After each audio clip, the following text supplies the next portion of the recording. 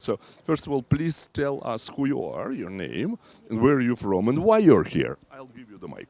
Okay, my name is Diane Citron. I was born in Latvia in 1943, so we escaped from Stalin in 1944 and lived in a refugee camp in Germany. Like Stalin even when you were 1 year old? No! And so I've hated anything Russian, Marxist, socialistic ever since. And I'm 80 years old now, and I'm very, very happy to be an American. I love America. When I was a little girl, we came over on the USS Hershey in 1950, and when we were coming into the harbor, I saw the Statue of Liberty. I thought I was going to faint. I was so excited. And it was just the most wonderful thing. And so I'm very attracted to anything which is American government, anything that has freedom-loving people. And so when I saw American Freedom Alliance, I immediately joined. And I have enjoyed all the people I've met. Karen is a wonderful president, and Katie is a part of that group. And I am so happy to be an American. If I were a man, I would fight for America, and I would join the military. Thank you. I was born about hour and a half drive from the place you were born. Uh, Leningrad, St. Petersburg now. Yeah. So may I ask you, what are you doing here? Why you came to this event? Apart from to eat and to drink, we understand that. Yeah. So why you're here? Well, I really don't like what's going on in the world today, and particularly since I became an American about 10 years ago. And to see this country going downhill as fast as it has been going downhill, it's horrible, and I'm hoping that soon it'll start going back up. Thank you very much, Kate. Right. Kate, hello. Now what you are doing here, your name, what you're doing here, why you're here, and why you think that Jamie Glazov is better than some other people. Thank you. My name's Kate Wright. I'm American through and through. I can tell you which ancestors fought in what wars. I can tell you the history of our country, and I love America. And I'm hoping that other cultures appreciate our background too.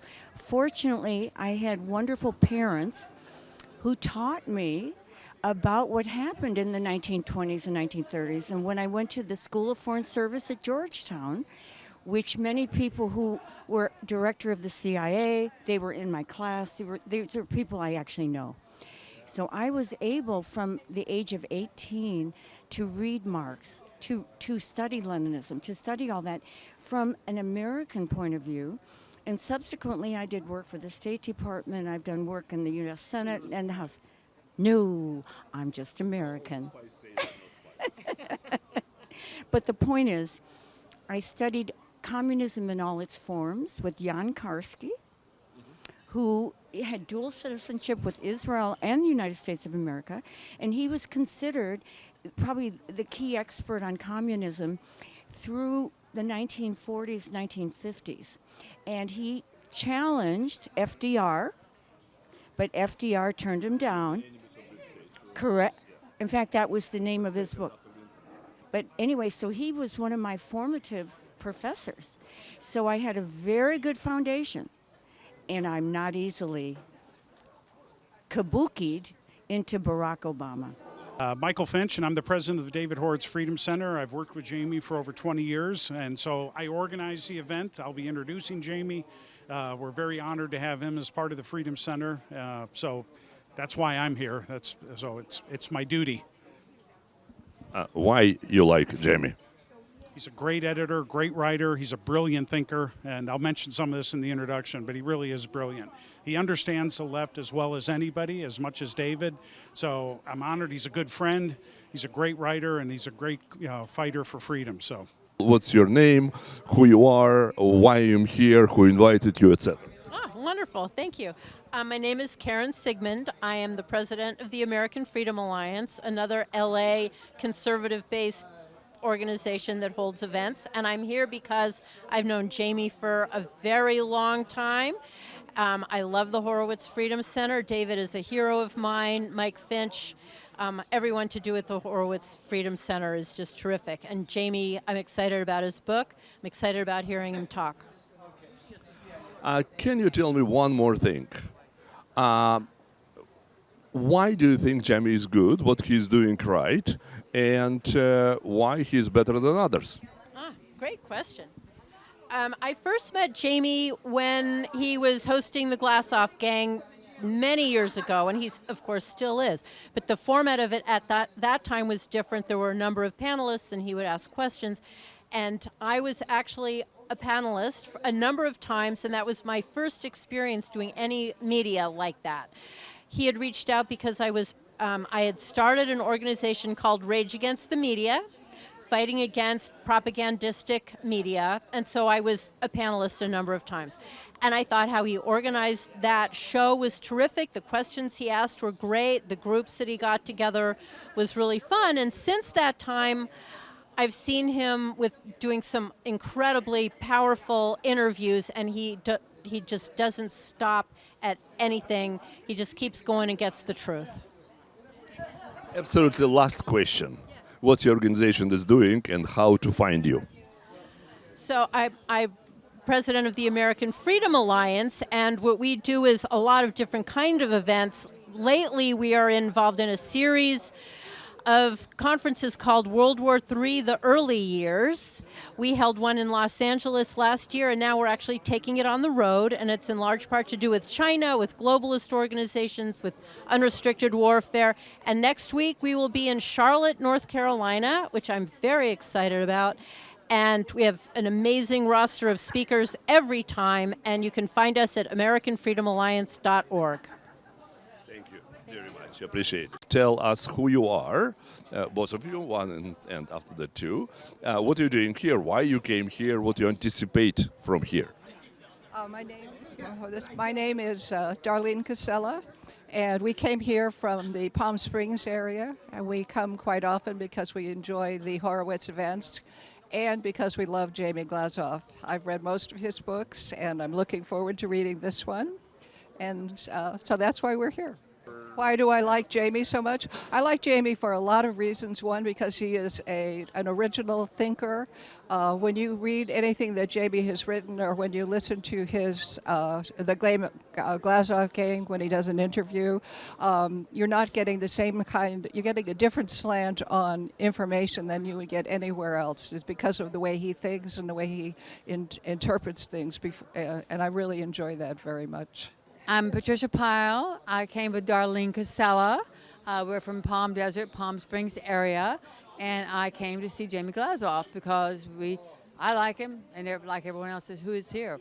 He has something to say. I especially like what Darlene said in a unique way. My name is Laura Dory. I live in Los Angeles. I was born in Los Angeles. Oh my God. I'm one of the few. I'm a retired attorney. And I've written a couple books, and now I'm very interested in being involved with conservative politics because I believe that when Barack Obama got in the White House and Marxism came to the White House, that was the beginning of our demise. It all started with him. So I'm very interested to hear this talk. Yeah, but Barack Obama wasn't the beginning or the reason. Barack Obama was a result of something. Why Barack Obama came to the office? What was the reason he was allowed? By allowed, I don't mean the group of people. I don't mean the group of people allowed him or not. What I'm saying is, how come a person with a radical past, no past at all, no history at all, no one knows who is it, only black, this is the only thing, and smile, how come that we Americans allowed person like that with Marxist ideology to come to the White House? Because it was all a fix. And Obama was created by George H.W. Bush, and he would play with the younger Bush. They would go to Indonesia because George H.W. was friends with Lalo, whatever the name was, Obama's father. And George H.W. Bush created Obama from the time he was a child to be groomed for this position. And they're all in it together, all the cabal, the higher-ups, George Soros, all those people from the Bilderbergs and all of that. They've all been behind all of it. Okay, we're here at the David Horowitz Freedom Center event with Jamie Glazov, and we're going to speak with Daniel Greenfield.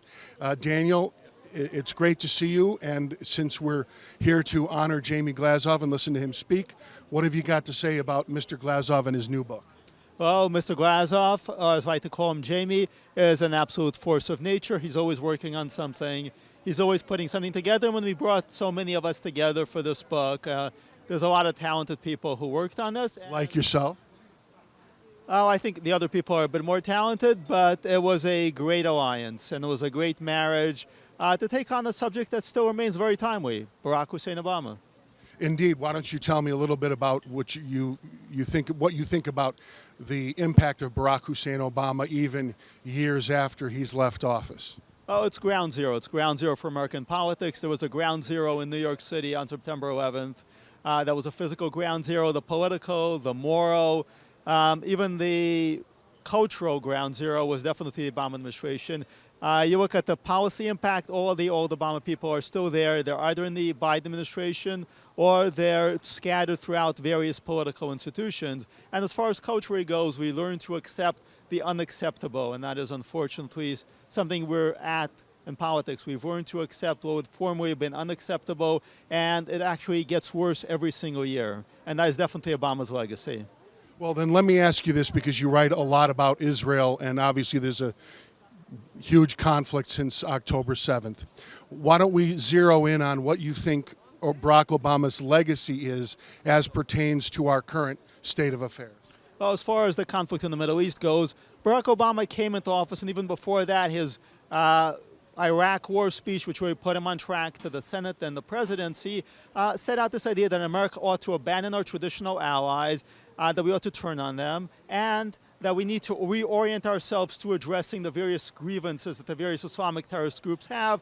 We can't actually defeat them militarily, but we should actually appease them. And that's the process, really, that we're still on. The State Department, the Biden administration, is still following the same broken pathway, which led us to the new Middle East, to the Arab Spring, and to the appeasement of Iran. It was Obama who really got us started appeasing Iran, but I should mention that he had a pretty good partner in Joe Biden.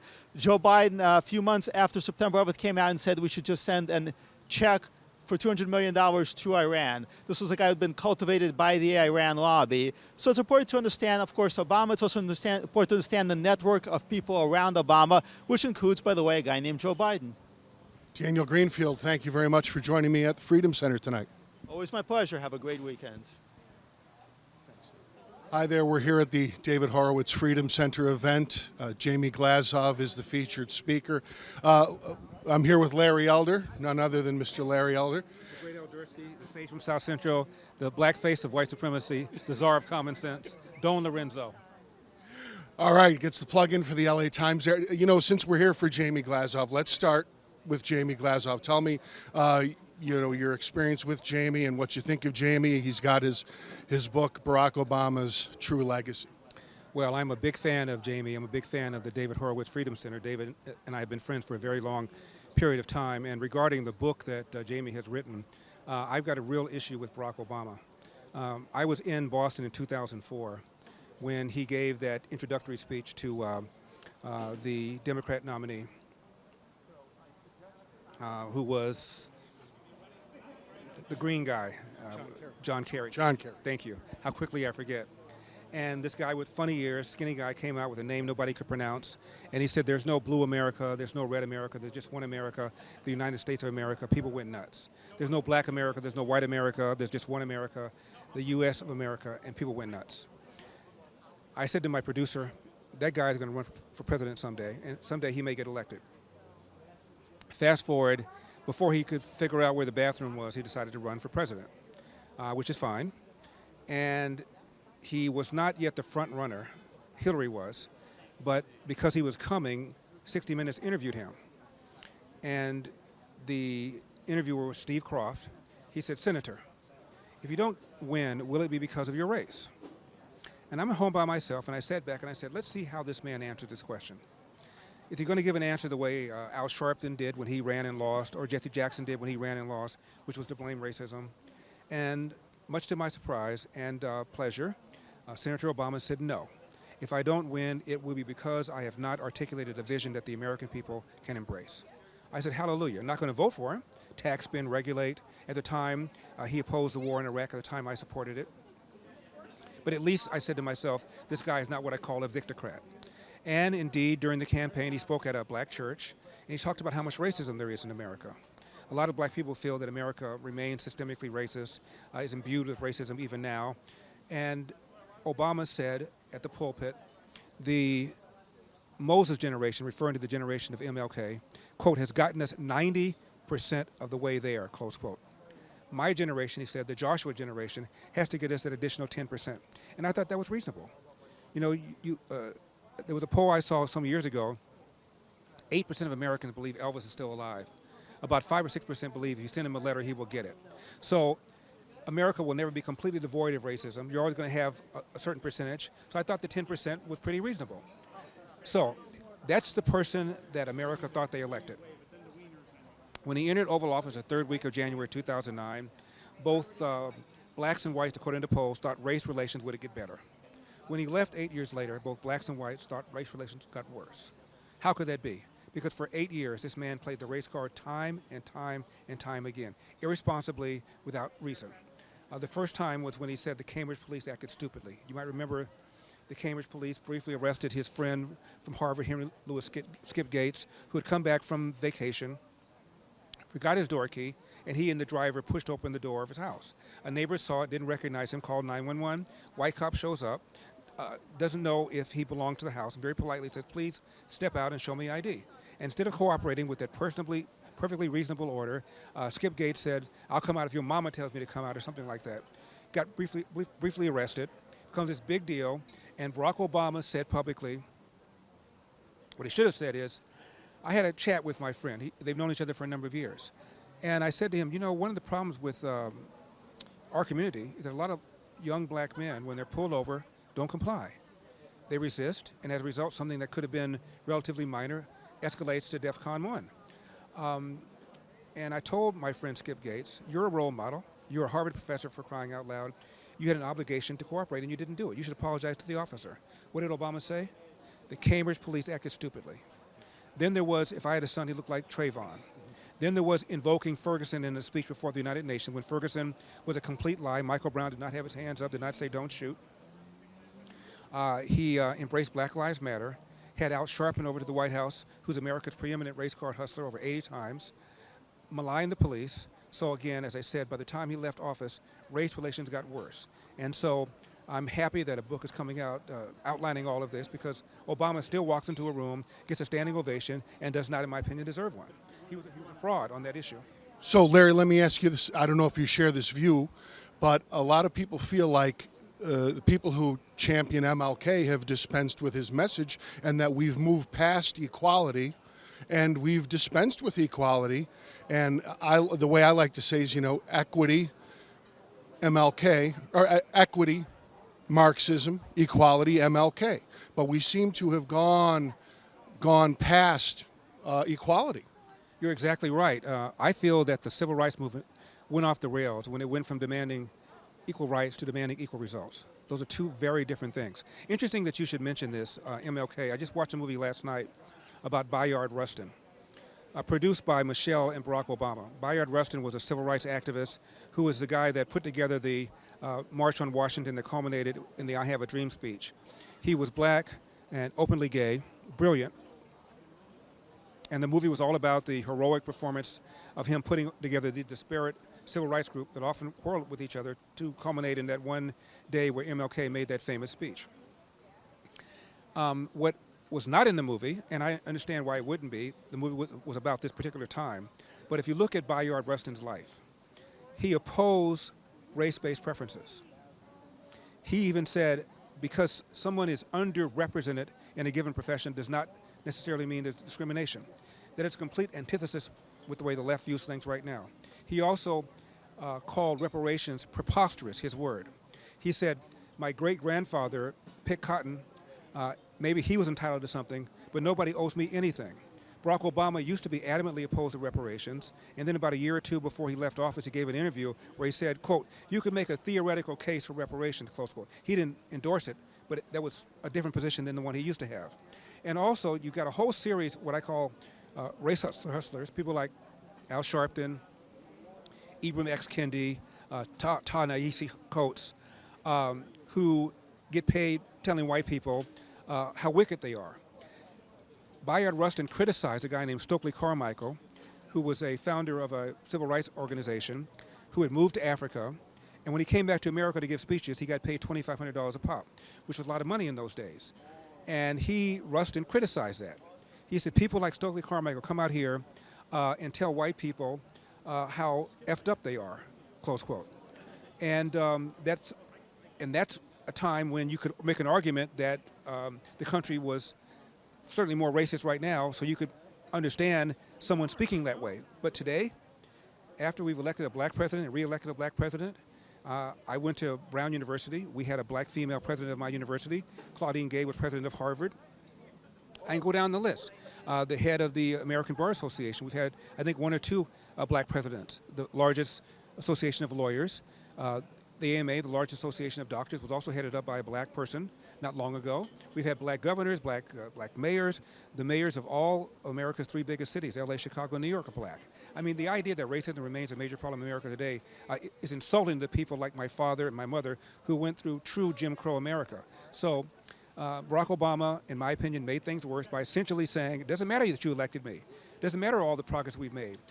America is still systemically racist. That's his MO, and I find it very, very offensive. And I think that, and I'm happy that Jamie wrote the book that he wrote. All right, Larry, very, very quickly, and I'm going to let you go with this. It's a David Horowitz Freedom Center event. Is there anything you'd like to say to David? David, you're the man.